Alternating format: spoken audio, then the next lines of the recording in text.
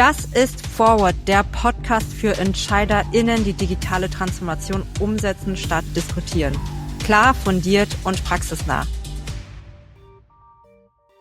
Yes. Okay. So I'm super excited. Today is our first live recording with Forward by A11 with you, Florian Bankoley, CDO at Bosch Mobility. Welcome first, and thank you for joining. First of all, who are you? What have you done in the last years? Thanks. Who am I? So, Florian Bankoley. I'm since nearly 2 years, I'm CDO, so Chief Digital Officer at Bosch Mobility. I take care of digitization broadly, data, AI, IT, enterprise systems. And I also take care of software and services in Bosch Mobility in the terms of hardware agnostic software and services. So that's briefly the past 2 years. I've been with Bosch for 20 years, so quite a while. You actually started there as a trainee right after your studies, right? I did start as a trainee right after my studies in the automotive sector.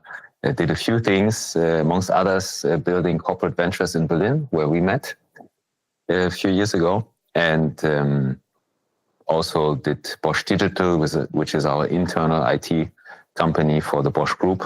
I was more or less COO at the end there. So a lot of software, IT, digitization. That's kind of what I did the past years. Yeah, and maybe for those ones who don't know a lot about Bosch yet, because it's quite a big company. I noted down it's roughly 90 billion in terms of turnover. Bosch Mobility makes 55 billion roughly in terms of. Is it more? Is 58, but okay. Okay, so it's actually more, with roughly 230K in terms of employees. Yes, so it's quite a number. Yeah. So it's obviously it's actually the biggest section within the Bosch group.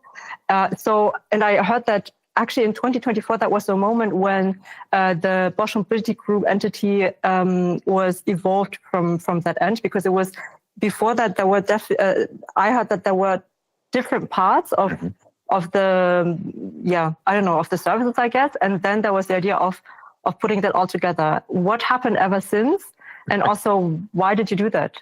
Yeah, it's a very good question. So traditionally, Bosch has been in the automotive business for quite a while, and it has been also the largest automotive supplier for quite a while if you count it together. But before 2024, it was individual divisions, more or less split by, we call it domains. So meaning there was an automotive electronics division. So basically doing semiconductors on one part, but also the ECUs for cars. And then just giving the other end of the example, you have aftermarket, so after sales, the Bosch car services, for example, that you have.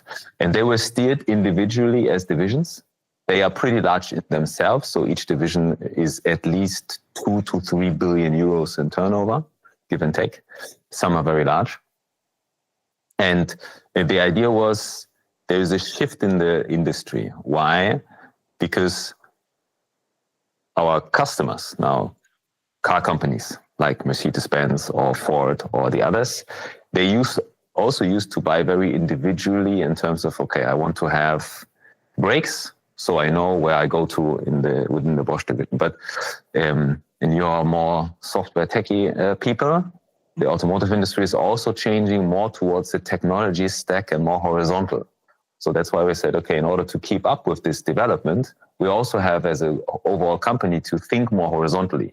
The divisions still stay, but we have to think more horizontally from a systems point of view. Mm-hmm. And this is when we introduced the mobility company, which is the umbrella. Say, okay, you can look at us and we are steering differently because we look at the vehicle and everything we do more from a systems perspective, and then we break it down into the individual domains. So this was it sounds like a minor thing, but to give you a little bit the cultural feeling, you have several DAX-sized companies that are individual, and then you say, no, guys, you all belong together, and you all have to steer together, do strategy together. So it's a process. It's a transformation. And I guess Euro was also was built completely new in this yes. whole organization. So what was your objective when you came in? Because before that, you've been working at Bosch Digital, which is basically if I remember correctly, the kind of like the in-house tech consultancy of Bosch. You've been doing a lot of innovation projects. So what was the objective when you came in? I would say the objective and the ask was, now we have a mobility company, but we do not have a holistic view on our digital system. Let me put it this way. And digital, when I use the word, means IT, data, AI, and so on. So the ask was, there was actually a push, which I liked, from not only my boss, the CEO of Bosch Mobility, but also from the individual division presidents, saying we need someone who looks at it horizontally. Also, when we look at our digital system, if we look at our data systems. So they asked me to take up this role to drive, I would call it the Bosch Mobility digitization strategy. What is our data strategy? What is our AI strategy horizontally? And then also build what we call now our digital core for the future.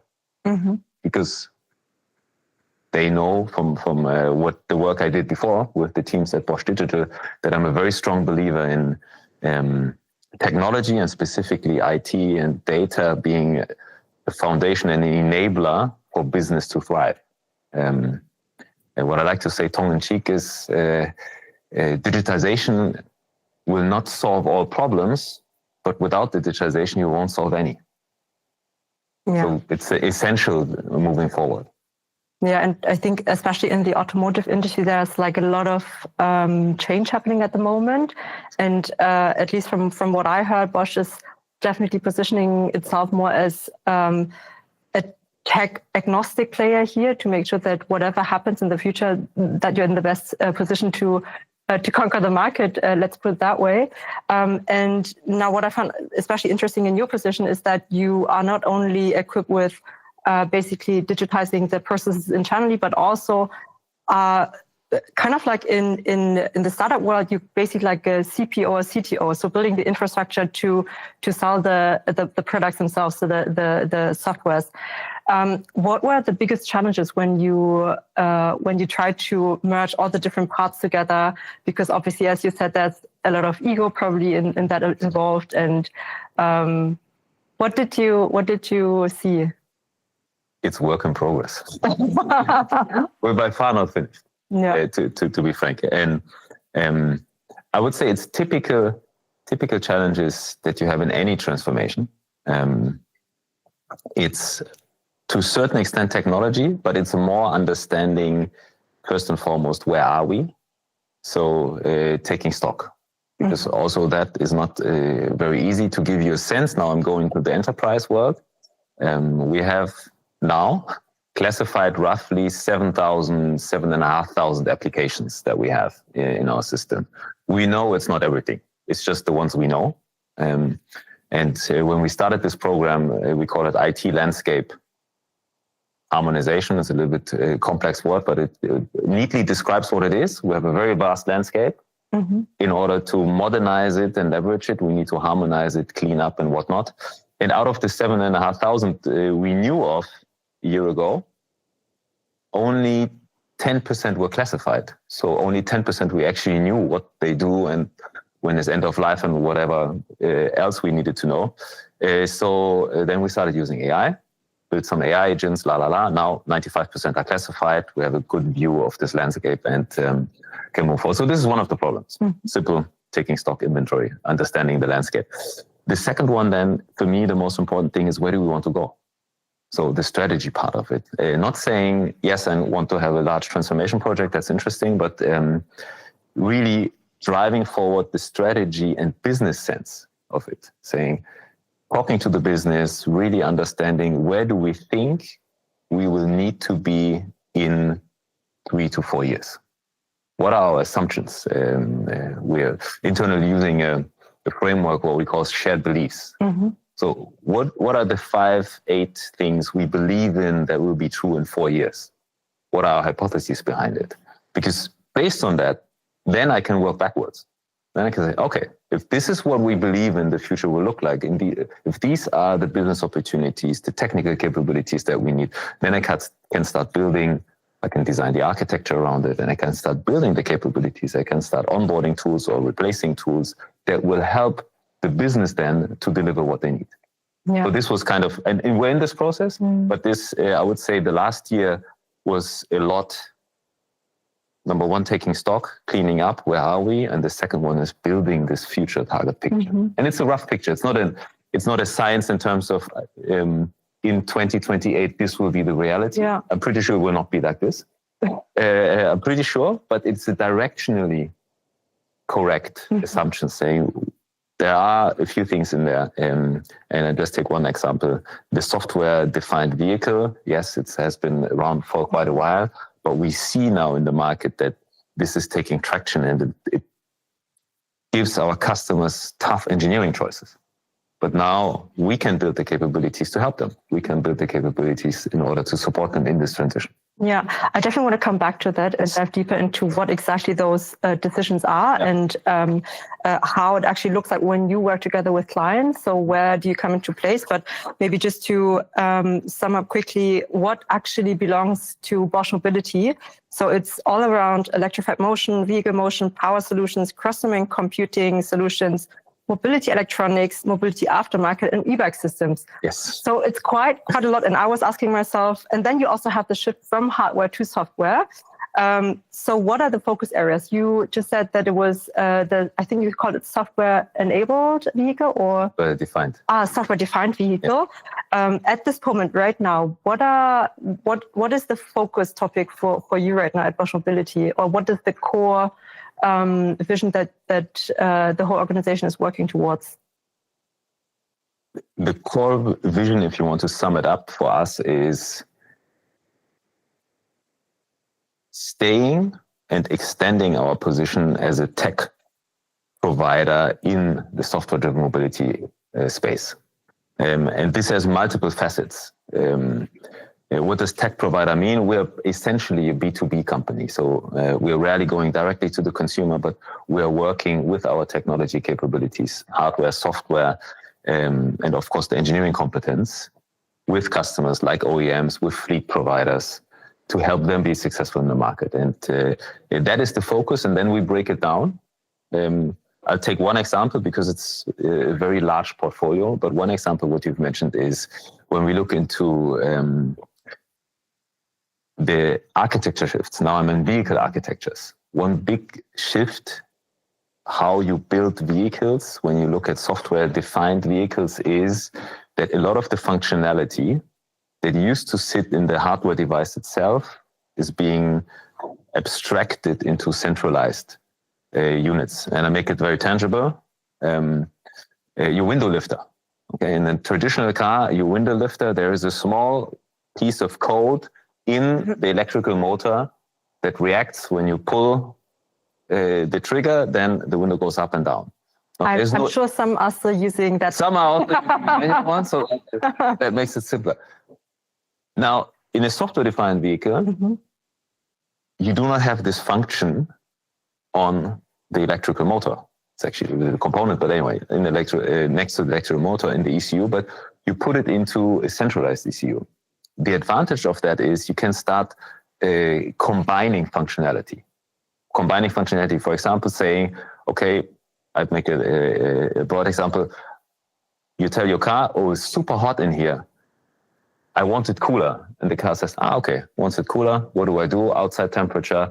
So I open all windows at once, centrally. So this is a function you can easily do in a software-defined vehicle, which is super difficult to do in a traditional vehicle.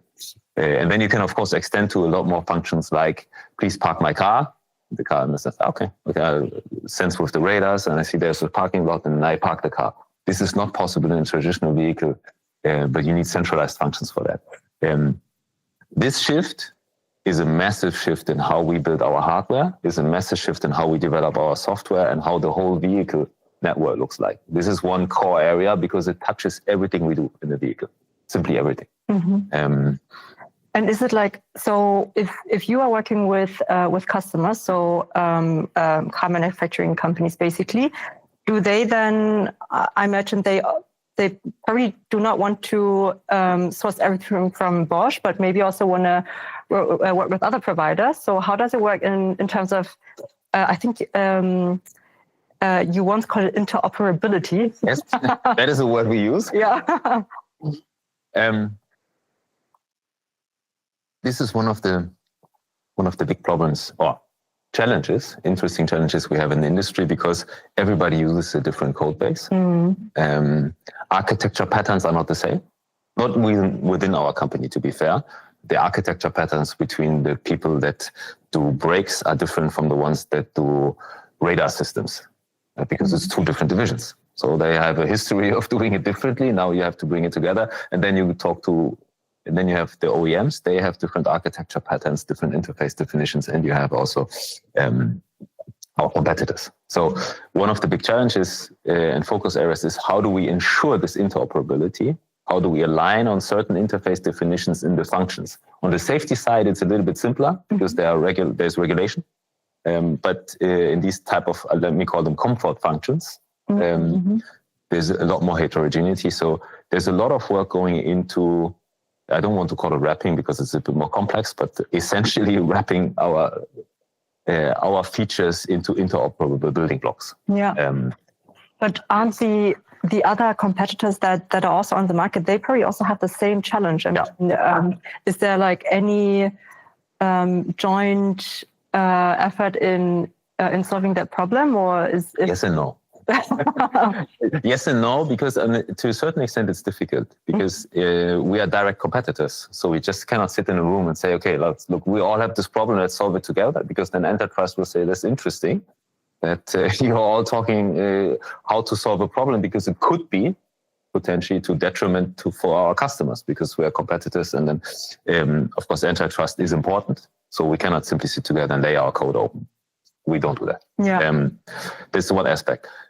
At the same time, there's a push, there's a very interesting activity that I'm also involved in around virtualization. Why? Because part of it can be solved if you shift left, as we call it, to a virtual models. Because then if everybody virtualizes their hardware, virtualizes their software artifacts with a set definition, then you have interoperability per definition. It sounds a little bit easier than it is in reality. But we are working on that. Also, some of our competitors are working on it. And this would solve the interoperability problem and also would give a significant benefit in development efforts. Because today there's massive development efforts. Once everybody brings all their assets to an OEM, because it's a huge collection of different companies with different software lines.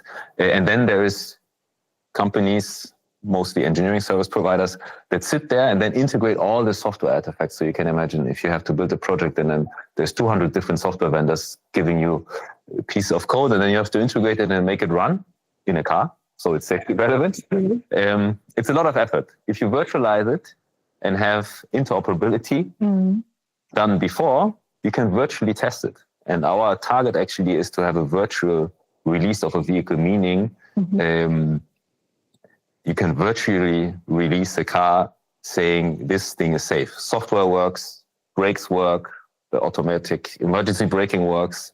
And that is a few years away, but this will be a big breakthrough. Okay. I'm already looking forward to the questions later on, because I think that's something that probably our tech and data team are very passionate about. But before that, so we talked a lot about the competition and about the complexity in terms of the different parts and the interoperability challenge. One other aspect is also the market itself. Yes. So Bosch is very known in Germany, but actually Bosch is also sponsoring, or I think for the last at least 2 years, you also had the ads at the Super Bowl. Yes. I'm not sure if everyone knows that, but it was a big investment, and I hope it paid off. It did. Okay, very good. And when we think about the German market, it's obviously very complex and it seems very challenging because the automotive landscape here in Germany is kind of like, well, maybe not in the best shape from what I can see. But what also not many people know, I guess, is that especially Bosch Mobility is much more active actually in other markets. So in all of that, what is happening right now, can you give us a bit of a better understanding of how your markets actually look like, and also what are the differences? Yeah. So when we look at it, for us at Bosch Mobility, yes, we're Germany-based, but we're essentially a global automotive supplier. Why? Because we have our customer base is worldwide. So in every country where there is a significant manufacturing base, we have manufacturing locations also. So we have 120 manufacturing plants worldwide in all regions, serving our customers. So our customer base is equally distributed between the regions. And what is interesting in that, as well as the challenge for us, is that the regions are very different. And the customer expectations are very different. So if you look at our North American customers, some of you might have seen there has been a recent shift in their, and we call it powertrain strategy, but in essence what it means is they are very much pushing towards hybrid vehicles. It fits better to what the consumer behavior is, so they're pushing for hybrid vehicles.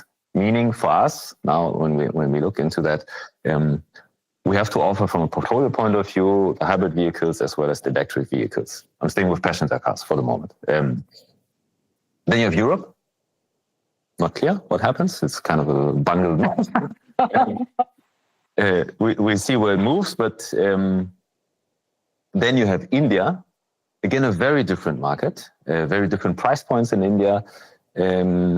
Less electrification is coming a little bit, but they are very innovative in terms of how vehicles are built with forward-looking functionality and integration into cloud and other services. And then you have China, of course. Cannot ignore China. We have a very good customer base, very good position in China as well, have always had. And it's a very ambitious market in terms of development speeds are on a level has been seen nowhere else. Just to give you a feeling, for those who are not so close to automotive, so usually a car development takes 4 to 5 years. So from the moment a car manufacturer says, okay, I want to build this car, this is the idea, to the car is on the road, it's 4 to 5 years, give and take. We have customers in China that have done this in 12 to 18 months. Wow. Which is light speed.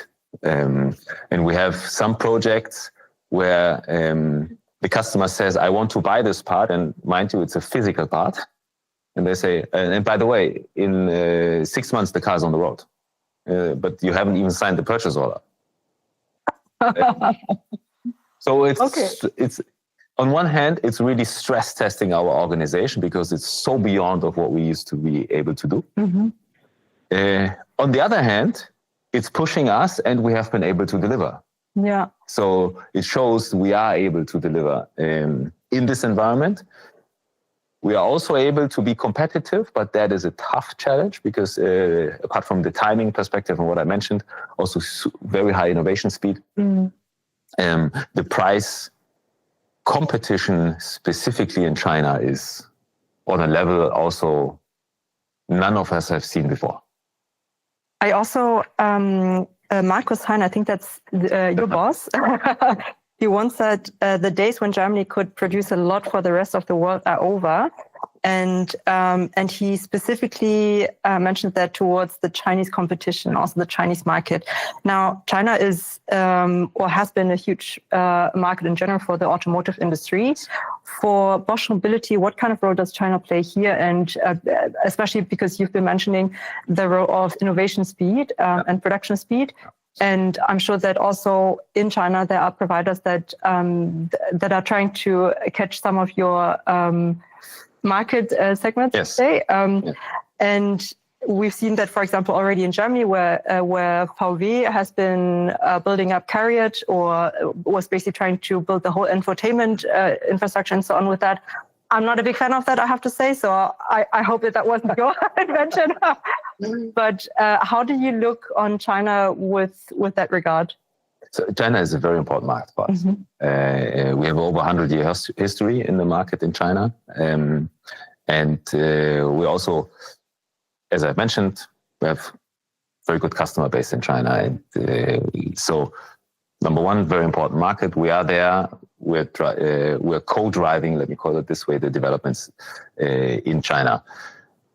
When I look at it, there are certain innovations, for example, that have come out of our Chinese teams and we are now scaling globally. One example is, at the moment, our most advanced autonomous driving technology is in series in China. It's with one customer there. By the way, short anecdotes, is a very impressive ride. I've done it actually in not the latest version, an older version a year back. And some of you, if you have been in Shanghai or seen Shanghai traffic, it's not trivial. And it was a 75-minute hands-free drive in Shanghai with zero critical situation. So it was very impressive. This was developed in China with partners from our Chinese team. So we're also taking out innovation and methodology and approaches from China and also looking at that in the world.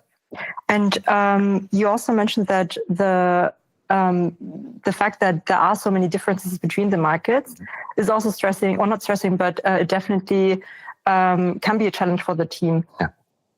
How do you organize the team? So what do you localize? What do you centralize? How do you conquer the markets while still making sure that things are running smoothly? Yeah. That's the big challenge. It's a big challenge because it's a continuous challenge between where are we at a level that we have a global standard or a global platform, kind of where we can, which we can leverage, and where is local differentiation necessary, as well as, I would say, even differentiating between the markets. So it's not a simple answer, but it's an answer. There might be markets where you simply use the global standard because it's available and the market needs are that. And then there's other markets, let's take China, for example, where the innovation speed is so fast that using a global standard will not really work because you cannot match the speed in the market. So I think it's really a constant readjusting in the portfolio and constantly questioning yourself, saying, okay, is this now a global standard or do I have to differentiate locally? Or the other way around, there has been something developed locally where I say, okay, this is really cool. I can actually scale it globally.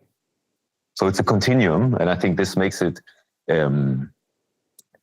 I like change. So for me, it makes it exciting. Some people might think it's a little bit stressful because you don't have a set thing where you can say, okay, now this is our strategy. And for the next 24 months, we simply execute and then we see where we arrive. But it's a continuum. Okay, we can do 3 months. Okay, let's look at it. Let's change it. Okay, here's something that has happened. Let's change it again. So, I want to ask which region is your favorite, but I guess you don't want to answer that. I have none, to be honest. Okay. I couldn't say because, I mean, the main regions where I am are Europe, of course, the US, India, and China.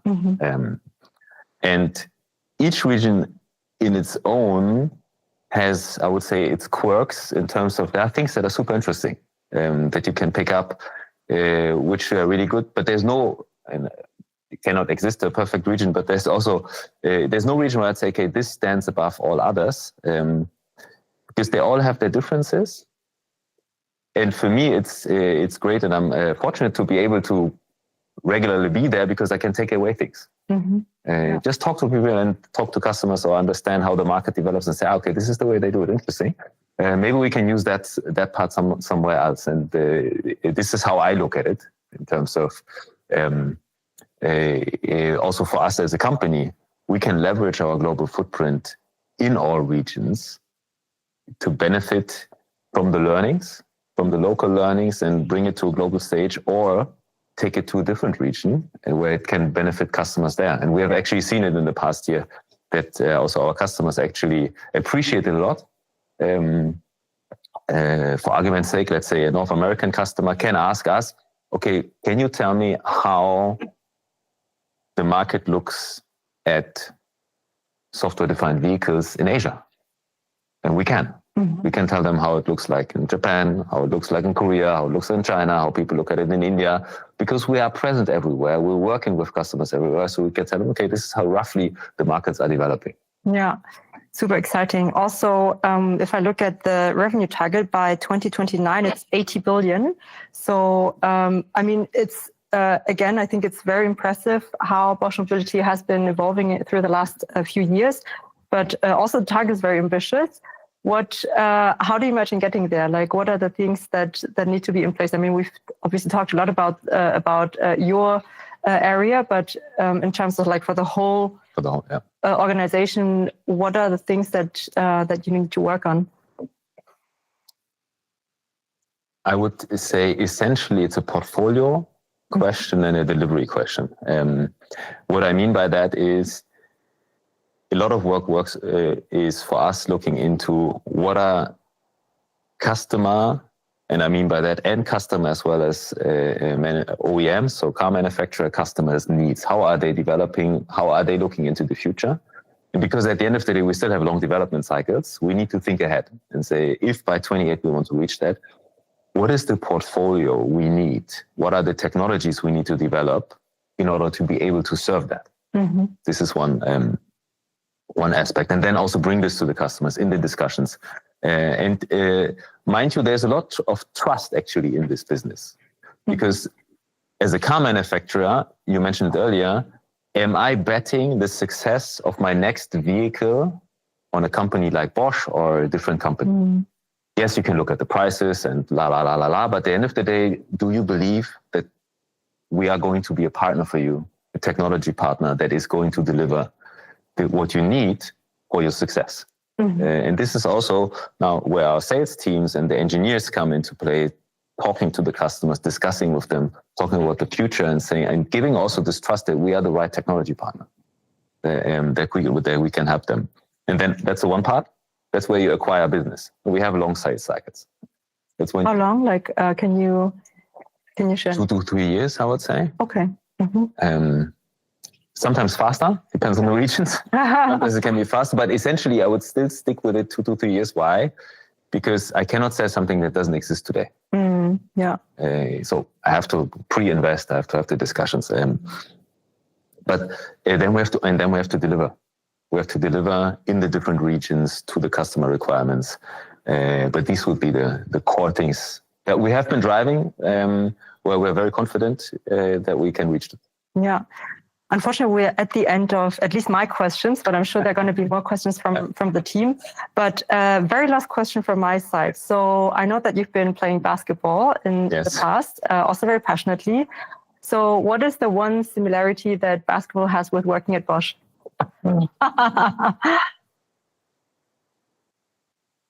The team. Okay. It's really the team. For me, that's the similarity. What I've enjoyed in all roles I've had so far is, I would say, the confidence it gives you to work in a team structure and to have people you can rely on. And this is, however difficult it has been, it's really being embedded in a team with highly competent people. Great. Great answer. Thank you. Then I will open the round for questions from the team. Starting with Saman. Oh, please, by the way, say your name and where you work, in which team, and then ask the question.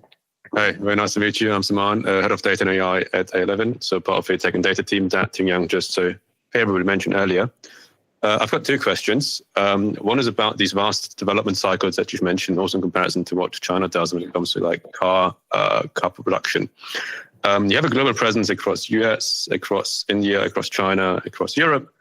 According to ChatGPT, I think 50% of like your workforce is outside of Europe, about 15 in China, 30-ish in Europe. Does that sort of sound right? Yeah. What is your impression when it comes to how projects are being conducted in each of these regions? As in, we've worked with like companies in the US before, and they have a much, much different culture when it comes to developing projects, particularly software side of things. China, again, very, very different. India is super different. How does it work for one company that, however, is spread around different regions? I can answer this second one. The first one, your question was around the long development cycles.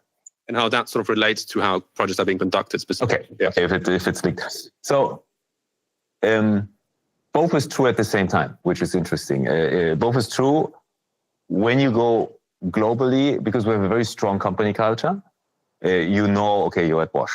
Okay, the funny anecdote I used to say is our buildings actually look the same in the signs also. So you could blindfold someone and then say, okay, guess where you are? And people say, I don't know. I have to listen to the people talking so I know which language they're speaking.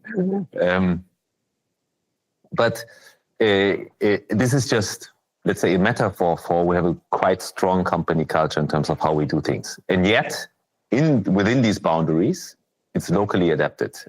So it is different in terms of when we're doing a project in China, it is done more the China way.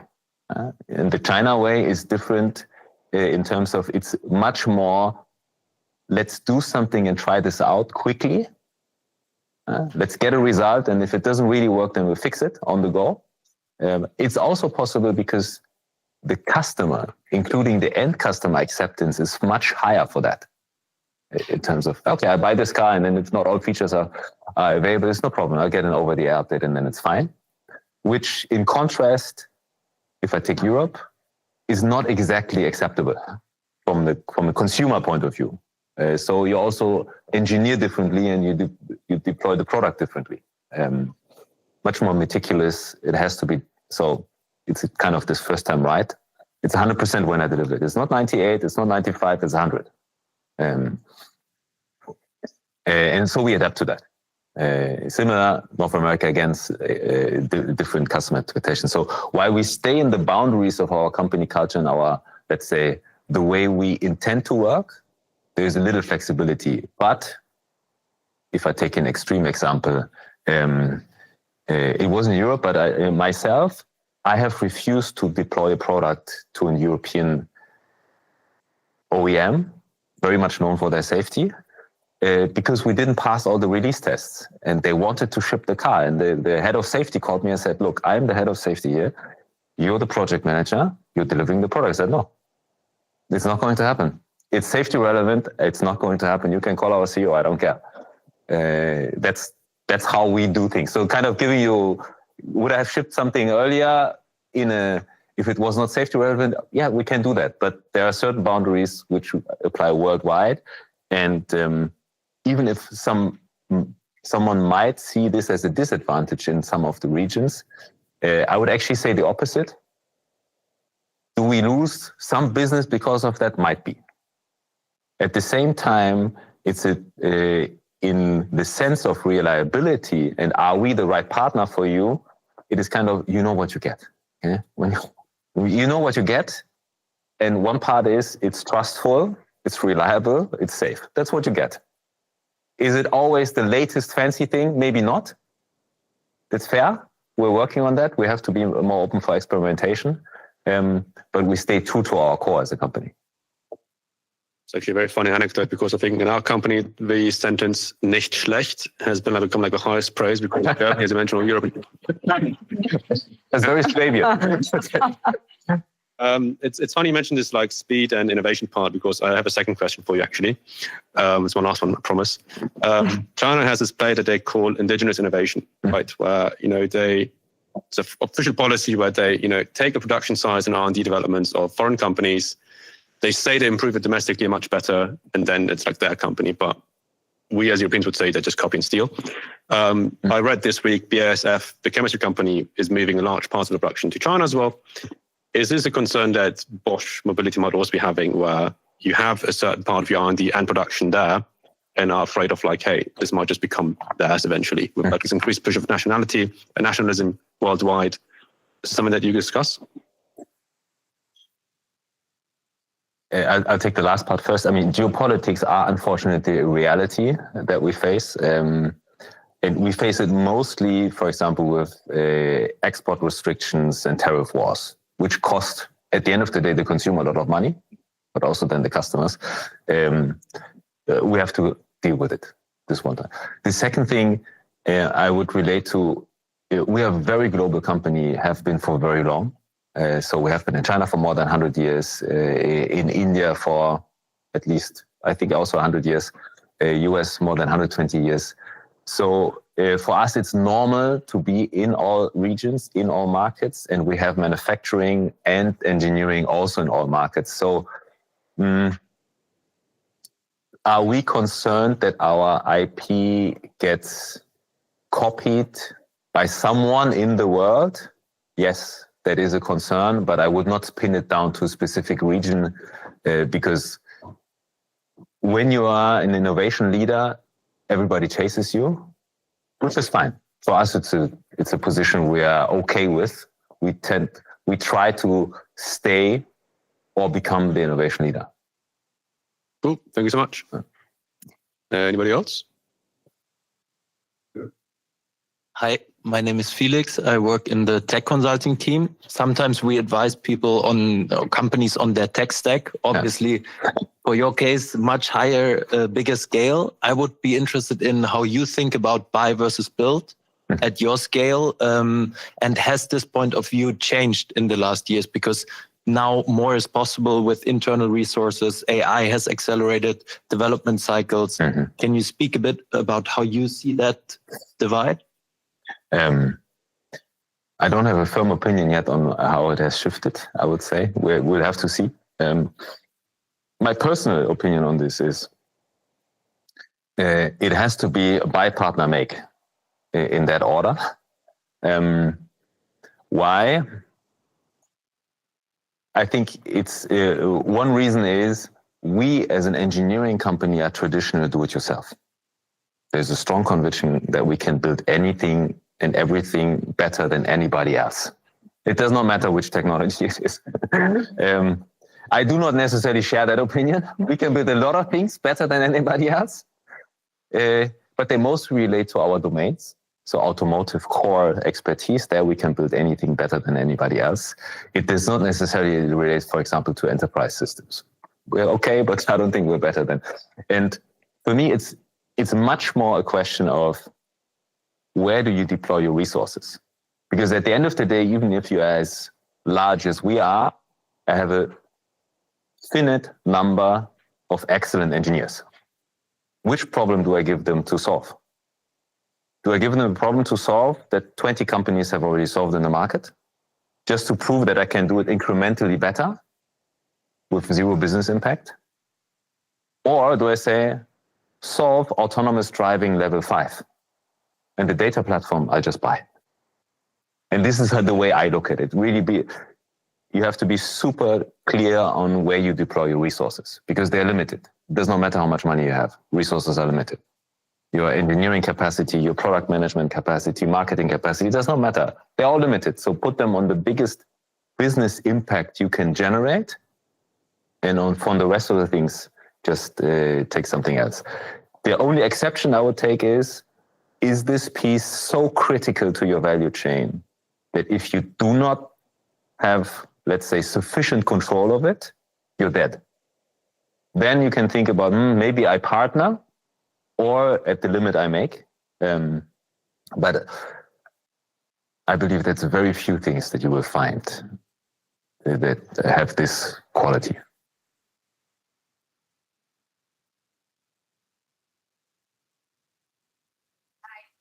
Thank you. I'm Olivia, and I work in sales and go-to-market. Yeah. I wanted to ask you where and how you're applying AI at the moment at the Bosch Mobility across departments, be it procurement, be it production. And second question, if you can name like some of these AI scale-ups you're currently working with, and maybe tell us also a bit about the impact you observe across departments. Yeah. By the way, Flo will also be speaker at the Deutsche KI-Gipfel. Yeah. So where I would say nearly everywhere. On But then you can talk about breadth and scale. So what we did, just let me segment it really briefly to understand. The way we segment it internally is we talk about build AI and use AI. Why? Build AI is, for example, for autonomous driving. Where in the critical part of your value chain is nothing we buy, that's something we build. Also because we believe that the AI you use for autonomous driving, we can build better than anybody else.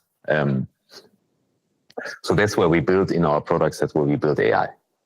Just giving one example. Then use AI is everything that's not directly in the product. That's where we say use AI. How can we leverage the AI, for example, in procurement, in logistics, in sales, in engineering? And there we have everywhere in our company, I don't want to say pilots, but we have initiatives that are driving this. The pilot phase was about 18 months ago, where we started to do this. And now we're using it more and more throughout the enterprise. Giving you an example, warranty handling, for example. So there are customer claims that are coming in. You have a lot of document processing. You use agents to do this. Okay. The example I mentioned earlier with the landscape management. Can I classify my applications? We use AI in order to do this classification. So we built enterprise architect agents that do this, and we took out 80% of the effort, freeing up the time for our architects to do not classification work, but thinking work.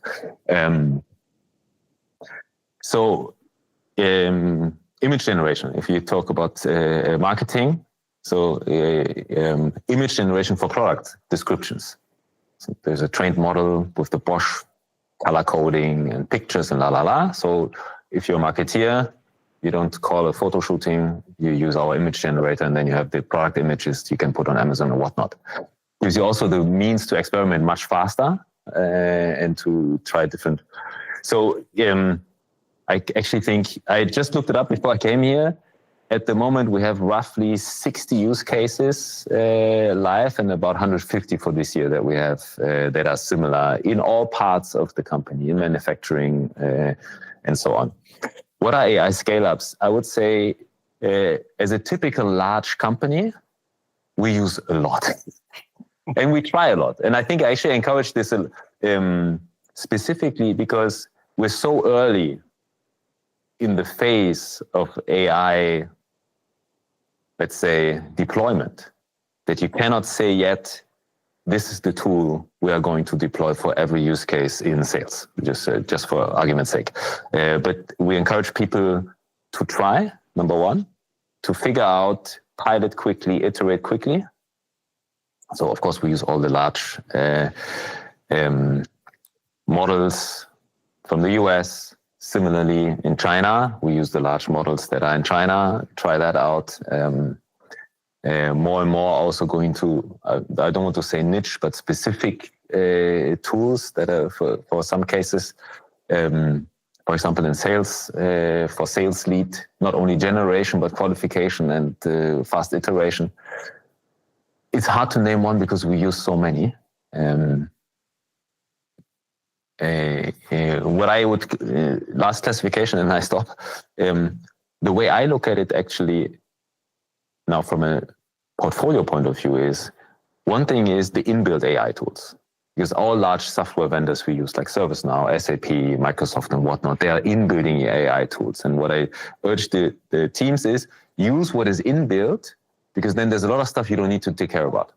So data pipelines and semantics and all that stuff, they take care of it, so use it.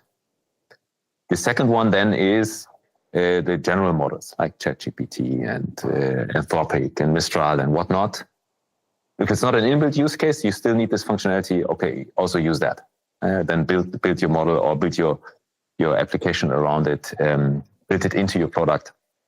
And then the third one is where you actually go and build yourself, saying, okay, I cannot use something that is commercially available. I might build on an open source model, but I have a very specific use case.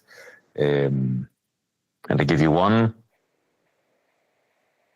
there's a back and forth between our customers and us on requirements documents, and they're very long. So usually, in the usual sense, the customer sends you a 500-800 page document saying, okay, this is what I need from you for this hardware product. And then you need to figure out what they're actually asking you. But 80% of it is standard. Only 20% in these 800 pages are actually relevant for you, but you don't know which ones. So there used to be a lot of engineers, they look through it and say, okay, no, this is normal, this is normal, okay, this is different. You can fantastically do this with agents. But it's a custom model because it's not commercially available. So you build then AI in order to simplify this work. Thank you. Oh. Hello, my name is Thuy-Ngan. I'm in the digital consulting team. Yeah. And we advise a lot of clients also in terms of transformation. And most of them envy us to be small and very agile. And also they tried sometimes to take some parts of the company out into the green field to be even faster and have less legacy in the systems, etc. And now you say you're doing actually the opposite. You're like combining the different parts of Bosch Mobility into Bosch Mobility. So having a lot of transformation efforts. My question would be, how do you balance pace in the team to not lose pace with the whole transformation and actually integration topics? Yeah, that's that. It's a tough one. We're working on that. But let me give you a slightly different answer, also out of my experience. And this comes from the time also when we worked together. There is a high benefit of working at the outer rim. I called it the outer rim at that point in time, because you're far away. Nobody bothers you too much. Every now and then, a headquarter calls, and then you go and tell your story, and then you can go back and then you do your stuff, which is very cozy. The problem is you will not change the organization. It's simply not going to happen. Specifically not if you are such a large organization. You mentioned it. 58 billion, 230,000 people. You could even build an entity that is 5,000 people strong. It will still not make a difference. And you've mentioned an example earlier that didn't work. That doesn't make a difference because you're not in the core of the company. So while I say it makes sense to try something out, to say, okay, let's see how this works before we enter the large organization that actually does not really want to transform, because people are averse to change, not because they're bad or lazy. It's just a human nature. We don't like change. We like certainty. Okay? So try this out is totally fine. But if you really want to change something in the organization, you have to go to the core. Otherwise, it will not work. This is the first answer. The second one is, yes, you have to pace yourself and you have to figure out. So I am personally averse to big bangs. I think big bang is a huge waste of effort. It's nice for show, costs a lot of money, costs a lot of effort. The impact rarely comes. At the same time, the way I approach it, or we approach it, is you should have a well-defined target picture. And you should be able to explain to the teams, why do we want to go there? Why arriving at this target picture is better than the situation we are in today. You should be able to describe it in 3 to 5, let's say, bullet points, because most people cannot remember more than 5 things. So make it concise, make it crisp, so people say, okay, this is why we want to go there. And then start building really tactically in your organization, piece by piece, towards this target picture. Because not only the hope, my experience is when you have well-described target picture and the reason why, and you start showing that there's actually success, even in small pockets, but there's success, people naturally say, I know, I like the target picture and I've understood why. So even though it's not my turn now, I'll start building towards that, because people start asking themselves, is what I'm doing contributing to that target picture? And 90% of the people will start aligning towards that target picture. So the transformation gets a lot easier because you don't have to do it. People naturally do it. And that's the way how we approach it, kind of from a framework point of view. And maybe one other question. Yeah. When you look at venture clienting in the whole group, so to speak, do you always have the ambition to get the knowledge from the venture client or like the venture then into the organization? Or do you also like build different ventures to just be standalone or like in the group standalone and just have more revenue from them? Yeah. So we used to be the former. Also historically, because market success depended on you knowing something no one else knows for the next 2 to 3 years. That's how you won business. It was more about knowledge. I would say less about speed. This has changed. I'll just take these 2 examples. So we are also moving towards being more in an ecosystem approach, more in a collaboration approach, and more also into the venturing approach in terms of let's collaborate more at eyes level. Let's work more towards a joint goal as opposed to we need to own everything. I would like to add maybe one thing, because you mentioned that it was definitely much more comfortable in the outer room.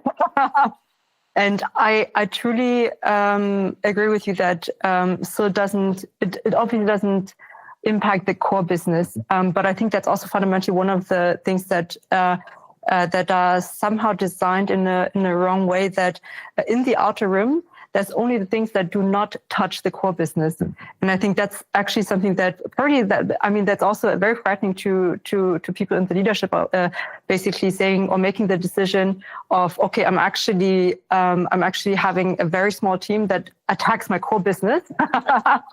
But I think that's something that are worth exploring, especially now when we see that corporate innovation and so on.